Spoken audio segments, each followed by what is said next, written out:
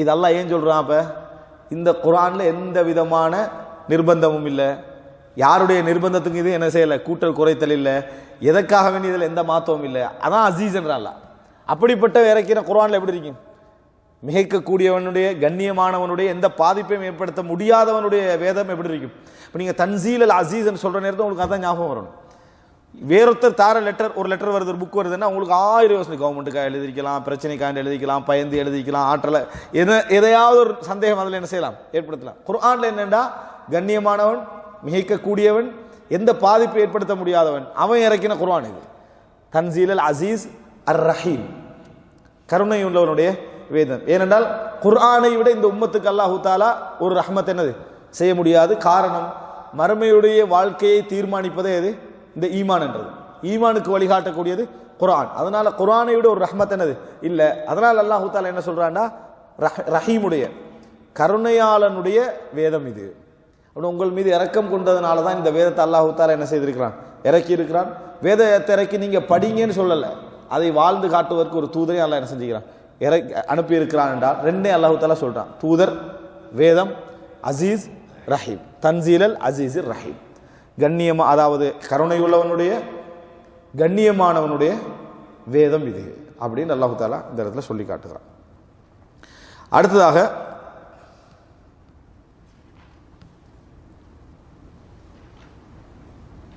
இதுல அதாவது நேரடியாக நம்ம புரிந்து கொள்ளக்கூடிய சில விஷயங்கள் இருக்குது. என்னன்னு சொன்னால், அல்லாஹு ரப்புல் ஆலமீனுக்கு 2 பெயர்களை இது சொல்லுது, அசீஸ், ரஹீம் என்றது. இரண்டாவது, அல்லாஹு தாலா மேலே இருக்கிறான்னு இந்த வசனம் சொல்லுது. ஏன் இறக்குதல்டா மேலே இருத்தல்டா கருத்தை என்ன செய்யுது, குறிக்குது. தன்சீல் அல் அசீஸ் அர் ரஹீம் அப்படி என்று சொல்றது. அடுத்ததாக என்ன சொன்னால், இது அதாவது இந்த குர்ஆனோடு முரண்படக்கூடியவர்களுக்கு எச்சரிக்குது. குர்ஆனோட முரண்படக்கூடியவர்களுக்கு எச்சரிக்குது. என்ன எச்சரிப்பு அப்படின்னு சொன்னால், இந்த குர்ஆன் பொய்யாக இருக்கலாம், பிழையாக இருக்கலாம், தவறாக இருக்கலாம் என்றதுக்கு இந்த அசீஸ் என்ற வார்த்தை என்ன செய்யுது, இல்லை.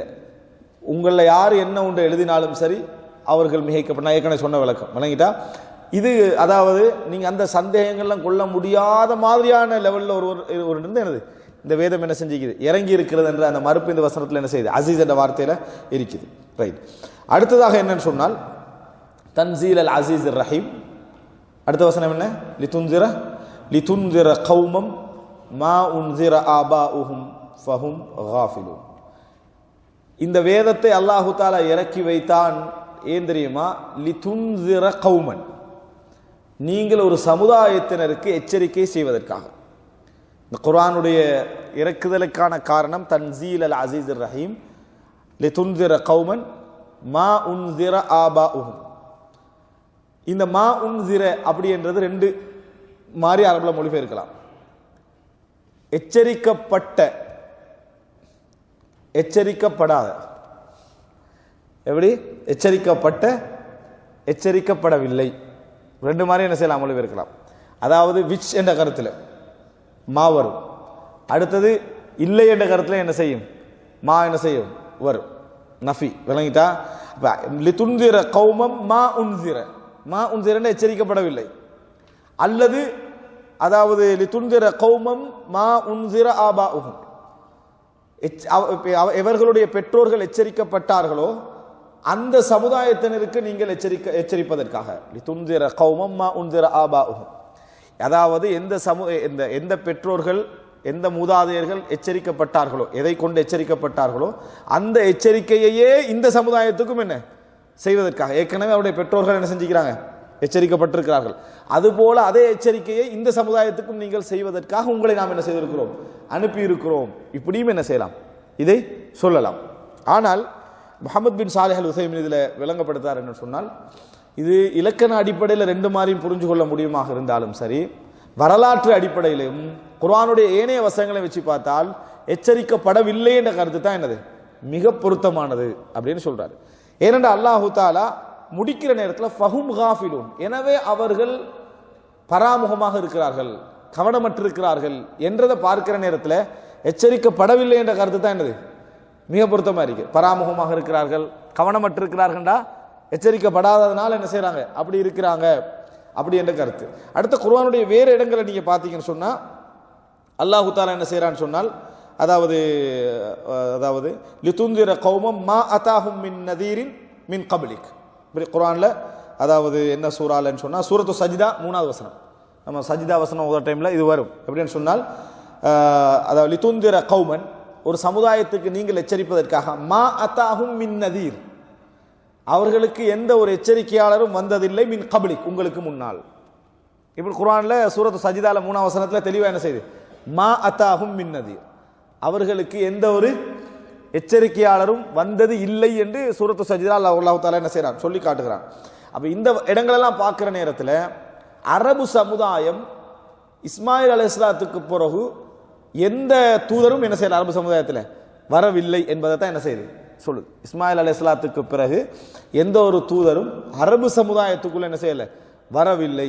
இதன் காரணமாக இவர்கள் பராமுகமானவர்களாக என்ன செய்கிறார்கள் இருக்கிறார்கள் என்ற அந்த கருத்து தான் சரியானது, ராஜிஹானது அப்படின்றது. அப்படி குர்ஆன் வசனங்களை பார்க்கல புரிஞ்சு கொள்றோம். வரலாற்றிலே நம்ம படிக்கிற டைம்ல ஈசா அலைஹிஸ்ஸலாம் வரைக்கும் குர்ஆன் என்ன செய்யுது எத்தனையோ சொல்லுது. ஆனால் அரபு சமுதாயத்தில் சொல்ற டைம்ல இஸ்மாயில் அலைஹிஸ்ஸலாத்தோட என்ன செஞ்சிருது முடிஞ்சிருது. ரசூலுல்லாஹ் அந்த ஷிர்க் சம்பந்தமாக நேரத்தில் பார்த்தா கூட இஸ்மாயில் அலைஹிஸ்ஸலாத்துக்கு இப்ராஹிம் அலைஹிஸ்ஸலாத்துக்கு தான் செலவு வச்சிருந்தாங்களே தவிர வேற நபிமார்களுடைய சப்ஜெக்ட் என்ன செய்யல அங்க வரல. எனவே மா அத்தாஹும் மின் நதீர், அவர்களுக்கு எந்த எச்சரிக்கையாளர்களும் வரவில்லை. மா உன்சிர ஆபாஹும், அவருடைய பெற்றோர்கள் எச்சரிக்கப்படவில்லை, அவருடைய பெற்றோர்கள் எச்சரிக்கப்படவில்லை என்ற கருத்து தான் மிக பொருத்தமானது. அந்த லிதுன்சிர கௌமம் மா உன்சிர ஆபாஹும், அதாவது இவர்களுடைய பெற்றோர்கள் எச்சரிக்கப்படவில்லையோ அந்த சமுதாயத்தினருக்கு நீங்கள் எச்சரிப்பதற்காக, அவர்களுக்கு கண்டிப்பதற்காக, ஃபஹும், அதற்காக உங்களுக்கு இந்த வேதத்தை நாம் என்ன செய்திருக்கிறோம் இறக்கி வைத்திருக்கிறோம். ஃபஹும் காஃபில், கஃப்லா என்று சொல்றது கவனமற்றிருப்பது, பராமுகமாக இருப்பது, புறக்கணித்திருப்பது, இதுக்கெல்லாம் என்னது காஃபில் அப்படி என்று சொல்றது. இப்ப அல்லாஹ் தஆலா இந்த இடத்துல காஃபில் அப்படி என்று சொல்றான்டா நியாயப்படுத்தல அல்லாஹ் தஆலா, இதே புரிஞ்சுக்கணும். அவங்க எச்சரிக்கல அதனால நியாயப்படுத்தல அல்லாஹ் தஆலா. காஃபில் அப்படி என்று சொல்றது எந்த இடத்துலையும் நியாயத்துக்கு சொல்றதே இல்லை. பராமுகமாக இருக்கிறதுக்கு யாரும் அவர் பராமுகமாக இருக்கிறார் நியாயம் என்று சொல்ற அல்லாஹ்வே சொல்ற, வலா தஹ்ஸபன்னல்லாஹ காஃபிலன் அம்மா யஅமலு ஸாலிமூன், அநியாயக்காரர்கள் செய்வதை விட்டும் அல்லாஹ் பராமுகமாக இருக்கிறான் என்று அல்லாஹ்வை நினைக்க வேண்டாம். உலகத்தில் நடக்கிற அநியாயத்தில் பார்த்துட்டு அல்லாஹ் கண்டுகொள்ளாம இருக்கிறான் அப்படின்னு நினைக்க வேண்டாம். அப்படின்னா அது ஒரு பெரிய ஒரு குற்றம், அல்லாஹ் தஆலா இதெல்லாம் கண்டுகொள்ளாம இருக்கிறது அப்படி நினைக்க வேண்டாம். அவர்களுக்குரிய அவகாசத்தை அவங்களுக்கு கொடுத்துட்டு நான் பார்த்து கொண்டிருக்கிறேன், அவர்களுக்குரிய அவகாசத்தை கொடுத்து விட்டு நான் பார்த்து கொண்டிருக்கேன். அப்படின்னா என்ன, இந்த உலகத்தில் அவங்களுக்கு நான் வாழ்றதுக்கு சுதந்திரம் என்று கொடுத்துட்டேன், நாளை மறுமையில தான் சோதனை என்ன செஞ்சுக்கிறேன் அவர்களுக்கு பிரித்தண்டு வைத்திருக்கிறேன். அந்த அவகாசத்துக்குள்ள நான் என்ன செய்யல, எந்த விதமான வேலைகளும் அவர்களுக்கு என்ன செய்யல எதிராக நடக்கவில்லை என்றதுக்காக அல்லாஹ் தஆலா சொல்றான். அதே மாதிரி தான் இந்த இடத்துல ஃபஹும் காஃபிலூன் என்றால் இவர்கள் உண்மையை தேடி இருக்க வேண்டும். அல்லாஹு தஆலா வேதம் இறக்குறது இறைவன் புறத்திலிருந்து வரக்கூடிய ஒரு சிறப்பே தவிர, இறைவனுக்கு அது என்னது கடமை அல்ல, அது இறைவன் செய்கிற ஒரு சிறப்பே தவிர, இந்த உலகத்தில் பிறக்கிற நேரத்தில் அறியாமல் இருந்துட்டு எப்படி உணவை தேடினானோ, தொழிலை தேடினானோ, வாழ்க்கையை தேடினானோ, எல்லாத்தையும் அமைச்சு கண்டானோ, தன்னை முன்னேற்றி கொண்டானோ, அதே போல எப்படி நான் உருவானேன் என்றதை பற்றியும் அவன் என்ன செஞ்சிருக்கணும், யோசிச்சிருக்கணும். தன்னை படைச்சவன் யாரு, தன்னை உருவாக்கினவன் யாருன்னு அவன் கேட்டிருக்க வேண்டும்.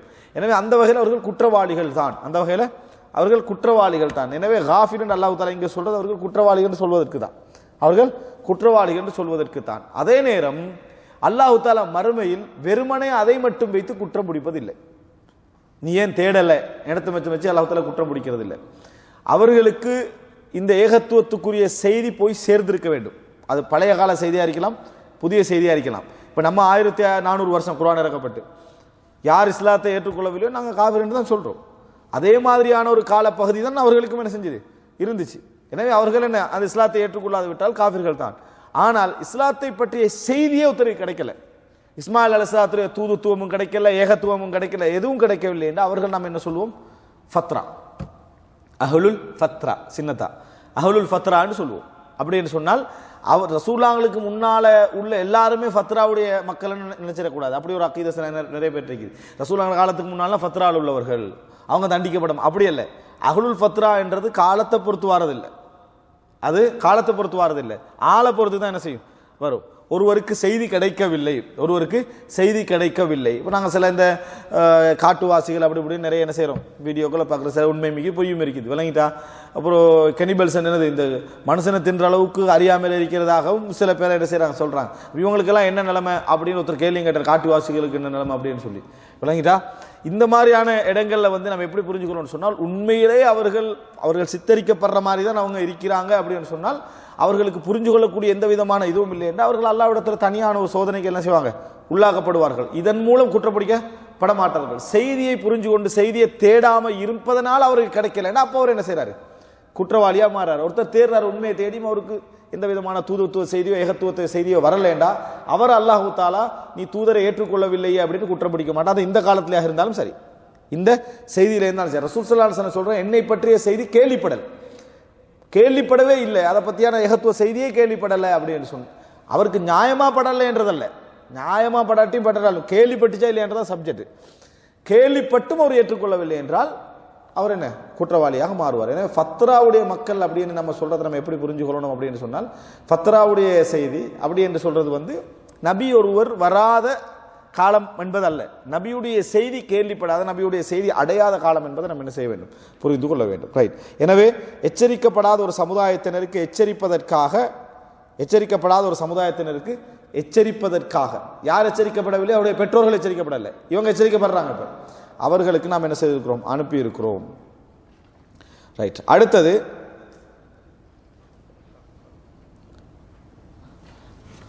இதுல வந்து இப்போ ரசூலுல்லாஹி ஸல்லல்லாஹு அலைஹி வஸல்லம் அவருக்கு அல்லாஹு தாலா வந்து இந்த இடத்துல நதீர் என்றான், மா உன்சிர், அதாவது இன்சார் என்ற வார்த்தையை தான் யூஸ் பண்ணிக்கிறான்.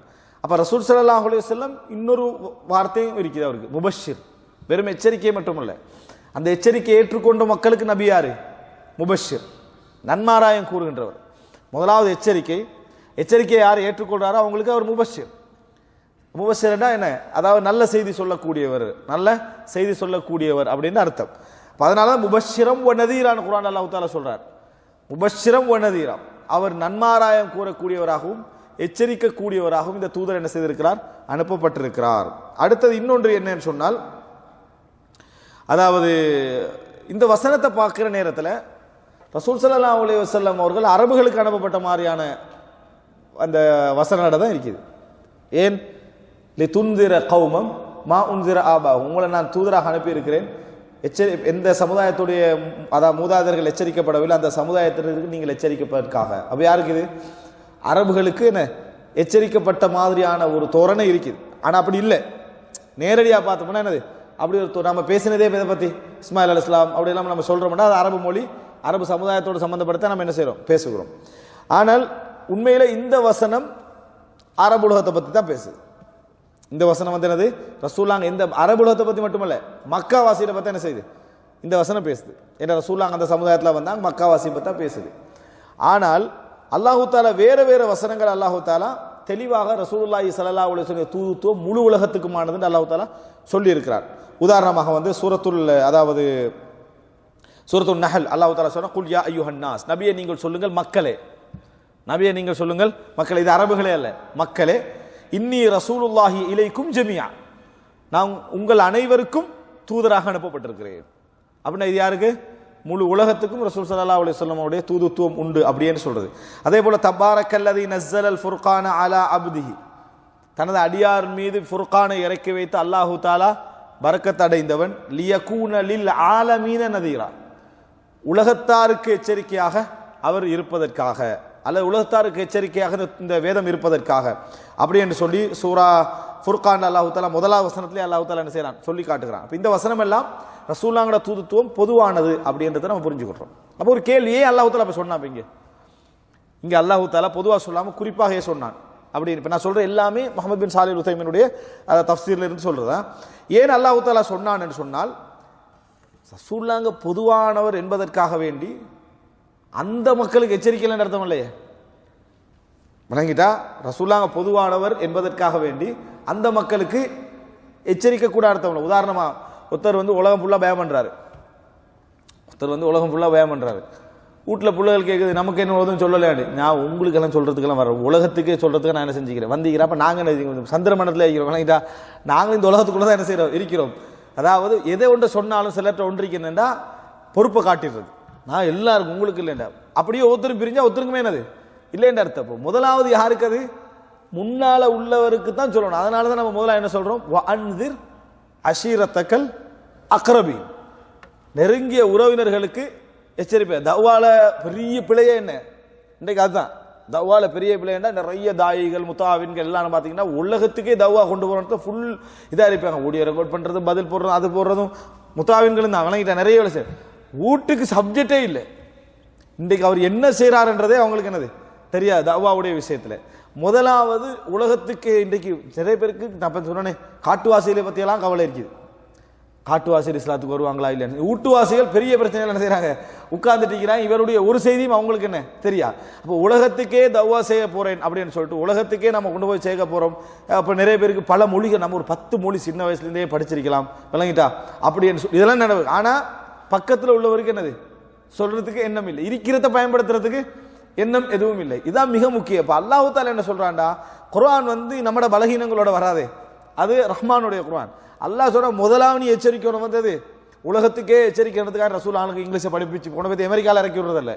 முதல்ல எங்கேருந்து ஆரம்பிக்கணும், எந்த சமுதாயத்தில் நீங்கள் இருக்கிறீங்களோ எந்த சமுதாய மொழி அந்த சமுதாயம் தான் முதலாவது என்ன செய்யணும், மாறணும். அதனால அல்லாஹு தாலா அவர் அந்த சமுதாயத்திலிருந்து வந்தவர் என்பதனால அல்லாஹு தாலா என்ன செய்யறான், அந்த சமுதாயத்தை பிரத்யேகமாக அல்லாஹு தாலா என்ன செய்யறான் குறிப்பிட்டு சொல்றான் உண்டு. இரண்டாவது, இது மிக முக்கியம், நாங்களே உண்டை செலக்ட் பண்ணினா யோசிச்சு தான் செலக்ட் பண்ணுவோம். நாங்களே ஒன்றை செலக்ட் பண்ணோம்டா ஏதாவது ஒரு காரணம், நீங்க ஏன் செலக்ட் பண்ணீங்க என்று எதை கேட்டாலும் ஒரு காரணம் சொல்றாலும் நாங்கள் கேட்காதவனுக்கே காரணம் சொல்லுவோம், வணங்கிட்டா. அப்படிப்பட்ட நிலைமையில நாங்கள் இருந்துட்டு இருக்கிறோம். எல்லாம் வல்ல ஹக்கீமான ஞானமுள்ள அல்லாஹு தாலா இறுதி தூதுத்துவத்தை அரபு மொழியிலிருந்து அல்லாஹு தாலா என்ன செய்யறான் ஆரம்பிக்கிறான். அரபு மக்கள் அல்லாஹு தாலா செலக்ட் பண்றான், மக்காவாசியில செலக்ட் பண்றான்டா, நிச்சயமா அதுல ஒரு நியாயம் அதுல என்ன செய்யும் இருந்தே ஆகும். அந்த அடிப்படையிலும் அல்லாஹு தாலா என்ன செய்யறான், அல்லதி பஅஸ ஃபில் உம்மீன ரசூலா, எழுத படிக்க தெரியாத சமுதாயத்தில் ஒரு தூதரை அனுப்பினார் அல்லாஹ் தஆலா சொல்றான்னா. எனவே அந்த மக்களுக்கு தான் முதலாவது ரசூலா எச்சரிக்கணும். முதலாவது காரணம் அவர் அந்த சமுதாயத்தை சேர்ந்தவர் என்பது. இரண்டாவதுக்கு முஹம்மது பின் சாலிம் வஸல்லம் என்ன சொல்றார், அன்னஹு பாஷர தஅவதஹு, நபி அவர்கள் நேரடியா தஅவா செஞ்ச சமுதாயம் அரபு சமுதாயம் மட்டும்தான். ரசூலுல்லாஹ் நேரடியா தஅவா செஞ்ச சமுதாயம் அரபு சமுதாயம் மட்டும், நேரடியா அவங்களுக்கு மட்டும்தான் ரசூலுல்லாஹ்க்கு என்ன செய்யலாம் தஅவா செய்யலாம். எனவே ரசூலுல்லாஹ் உலகத்தாருக்கு தூதர் என்றது எந்த அடிப்படையிலேண்டா அவர் போய் எல்லாருக்கும் சொல்லணும் என்ற அடிப்படையில் இல்லை, அவரைத்தான் எல்லாரும் பின்பற்றணும் என்ற அடிப்படையில். இது புரிஞ்சுக்கொள்ளணும். ரசூல் ஸல்லல்லாஹு அலைஹி வஸல்லம் அவர்கள் எல்லோருக்கும் தூதராக அனுப்பப்பட்டவர் என்பது எதற்காக என்றால், அவர் எல்லா லாங்குவேஜையும் படிச்சு எல்லாருக்கும் போய் சொல்லி மக்கால வாழ்ந்த மாதிரி எல்லாரும் 20 வருஷம் வாழ்ந்து அங்கேயும் சொல்லி இப்படின்ற அர்த்தம் அல்ல. அவர் தான் தஅவத் அரபு மக்களுக்கு நேரடியாக செஞ்சாரு. உலகத்துள்ள எல்லாருமே நபியை என்ன செய்யணும் பின்பற்றணும் என்பதற்காகத்தான் முழு உலகத்துக்கும் தூதர். இல்லையண்டா அரபுகள்லயே எத்தனையோ பேரை பார்க்காம ரசூலுல்லாஹ் என்ன செஞ்சிட்டாங்க, மௌத்தாயிட்டாங்க. அரபுகள்ல போனவர், அரபு பைத்துல் மக்திஸ் ரசூல் ஸல்லல்லாஹு அலைஹி வஸல்லம் போகாமலே ரசூலுல்லாஹ் என்ன செஞ்சிட்டாங்க, மௌத்தாயிட்டாங்க. எனவே ரசூல் ஸல்லல்லாஹு அலைஹி வஸல்லம் எல்லாராலும் பின்பற்றப்பட வேண்டியவர். அல்லாஹு தஆலா அவருக்கு இறக்கிய தூதுத்துவம் எல்லாருக்கும் பொதுவானது. அல்லாஹு தஆலா ரசூலுல்லாஹ் மீது இறக்கிய ஏகத்துவம் பொதுவானது. இதனால தான் ரசூல் ஸல்லல்லாஹு அலைஹி வஸல்லம் அல்லாஹு தஆலா ஒரு சமுதாயத்தை செலக்ட் பண்ணி அந்த சமுதாயத்துடைய செய்திகளை எல்லாம் தன் வேதத்தில் இடம்பெற வைக்கணும் என்று அல்லாஹு தஆலா நினைக்கிறான்னு சொன்னால் அந்த சமுதாயத்துக்கு ஒரு சிறப்பு இருக்கின்ற அர்த்தம். அந்த சமுதாயத்துக்கெல்லாம் ஒரு அந்தஸ்தை கொடுத்தான்னு அர்த்தம். அந்த ஏன்னா தன் இறுதி வேதத்தில் எந்த சமுதாயத்தை எல்லாம் செலக்ட் பண்றானோ பிரச்சாரத்துக்கு அந்த சமுதாயத்தை பற்றிய செய்திகள் நிச்சயமா என்ன செய்யும் வந்துதான் ஆகும். அதனால தான் அரபுலக செய்திகள் நிறைய அந்த வேதத்தில் என்ன செய்யுது இருக்கிறது நம்ம என்ன செய்யறோம் பார்க்கிறோம், அந்த சமுதாயத்தை செலக்ட் பண்ணதுனால. ஆனா அரபுலக செய்திகள் மட்டுமா இருக்கு அந்த இதுல குர்ஆன்ல இல்லை. அல்லாஹு தஆலா சொல்லக்கூடிய நபிமார்களுடைய பேர்களில் முக்காவாசி அரபுக்கு சம்பந்தம் இல்லாத பேர் தான், அரபுகளுக்கு சம்பந்தம் இல்லாத பேர் தான். நாங்கள் மூசா அலைஹிஸ்ஸலாம் எடுத்துக்கண்டா, நூஹ் அலைஹிஸ்ஸலாம் எடுத்துக்கண்டா, ஆதம் அலைஹிஸ்ஸலாம் எடுத்துக்கணும்டா, விளங்கிட்டா எத்தனையோ இத்ரீஸ் அலைஹிஸ்ஸலாம் எடுத்து யாருமே அரபுக்கு என்னது சம்பந்தம் இல்லாத பேர்கள். ஏன் இஸ்மாயில் அலைஹிஸ்ஸலாத்துக்கு அரபுக்கு இப்ராஹிம் அலைஹிஸ்ஸலாத்துக்கு அரபுக்கு ஏதாவது சம்பந்தம் இருக்குதா? இல்லை. இப்ராஹிம் அலைஹிஸ்ஸலாத்துக்கு அரபே தெரியாது, இப்ராஹிம் அலைஹிஸ்ஸலாத்துக்கு அரபே தெரியும். இஸ்மாயில் அலைஹிஸ்ஸலாம் தான் என்ன செஞ்சாரு, அரபு படித்தார். எனவே ரசூல் ஸல்லல்லாஹு அலைஹி வஸல்லம் அவர்கள் அந்த சமுதாயத்தில் என்ன அதாவது தவ்வா செய்ததனால், இரண்டாவதாக ரசூல் ஸல்லல்லாஹு அலைஹி வஸல்லம் அந்த சமுதாயத்தை சேர்ந்தவர் என்பதனால தான் அல்லாஹு தஆலா அந்த வார்த்தையை என்ன செய்ய உபயோகிக்கிறார். மற்ற இடங்கள் அல்லாஹு தஆலா நபி அவருடைய தூதுத்துவம் பொதுவானது அப்படின்னு அல்லாஹு தஆலா சொல்லி காட்டியிருப்பது நம்ம என்ன செய்கிறோம் பார்க்கிறோம். அடுத்தது இந்த இடத்துல பராமுகமாக ஒரு உண்மை வந்தடைந்தும் நிராகரிப்பது குற்றம் எப்படி குற்றமோ அதே போல உண்மையை தேடாமல் இருப்பதும் குற்றம் என்பதை அல்லாஹ் தஆலா இல்ல சொல்றான். உண்மையை தேடாமல் இருத்தலும் ஒரு குற்றம். ஃபஹும் காஃபிரூன்றா, எச்சரிக்கப்படவில்லைன்னு அல்லாஹ் தஆலா சொல்றான். அதே நேரம் இவர்கள் பராமுகமாக இருந்தார்கள் என்று அல்லாஹ் தஆலா என்ன செய்றான், குற்றம் சாட்டுவதை என்ன செய்றோம் பார்க்கிறோம். அடுத்ததாக என்னன்னு சொன்னால், குர்ஆன் இறக்கப்பட்டதற்கான காரணத்தை அல்லாஹ் இதில் சொல்றான், லிதுன்சிர், எச்சரிப்பதற்காக. அந்த காரணத்தையும் அல்லாஹ் தஆலா என்ன செய்றான் சொல்லி காட்டுறான். கேள்வி குறித்து வச்சு சொல்லிட்டேன் சரியா கடைசியில். அதாவது அதுக்கு பின்னால லக்கத் ஹக்கல் கவுலு அலா அக்ஸரிஹிம் ஃபஹும் லா யுமினூன், லக்கத் ஹக்கல் கவுலு அலா அக்ஸரிஹிம் ஃபஹும் லா யுமினூன்.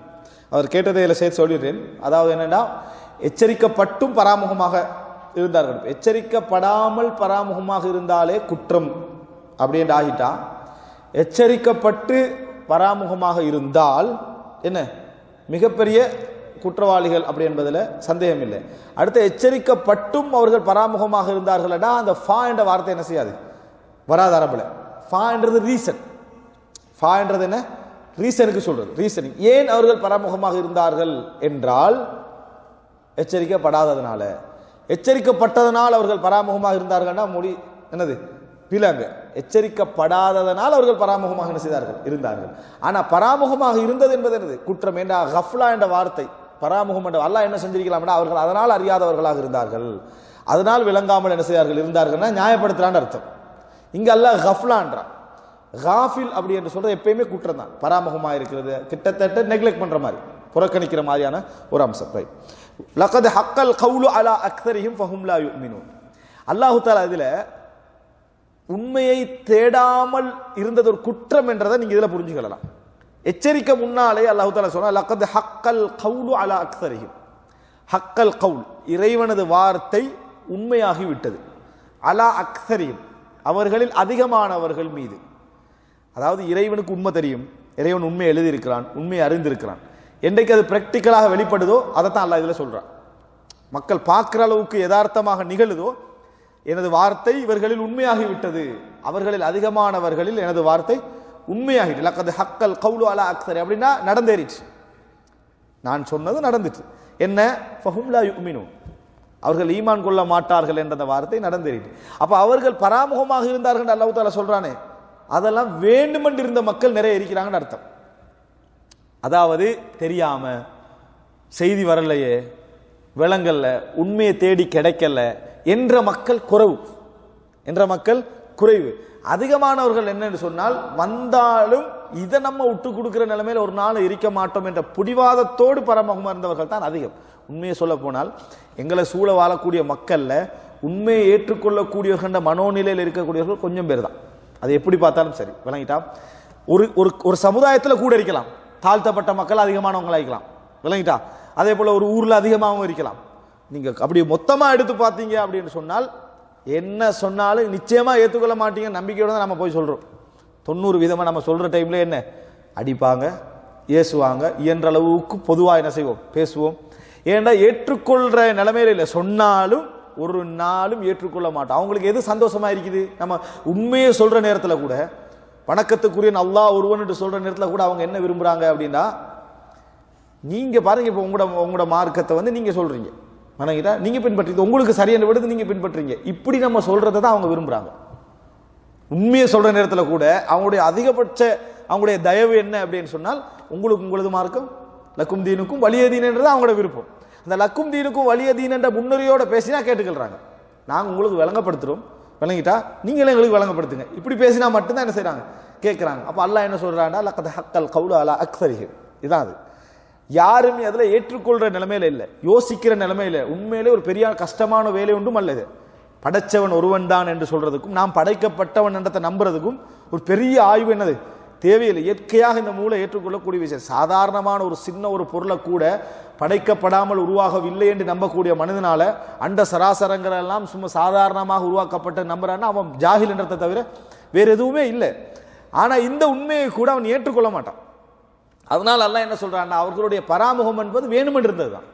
லக்கத் ஹக்கல் கவுலு அலா அக்ஸரிஹிம், அவர்கள் அதிகமானவர்கள் மீது நான் இப்போ எச்சரிக்கப்பட்ட பின்னால அவங்க ஏற்றுக்கொள்ளாமல் இருப்பதன் மூலம் எது உண்மையாகுதுன்னா, அவங்க யாரும் என்ன செய்யறதில்லை, ஈமானை விரும்பியவர்கள் அல்ல, ஈமானை தேடியவர்கள் அல்ல, அடையணும் என்று நினைத்தவர்கள் அல்ல. ஃபஹும் லா யுமினூன், அவர்கள் ஈமான் கொள்ள மாட்டார்கள் அப்படின்னு அல்லாஹ் தஆலா என்ன செய்றான் சொல்லி காட்டுகிறான். அடுத்ததாக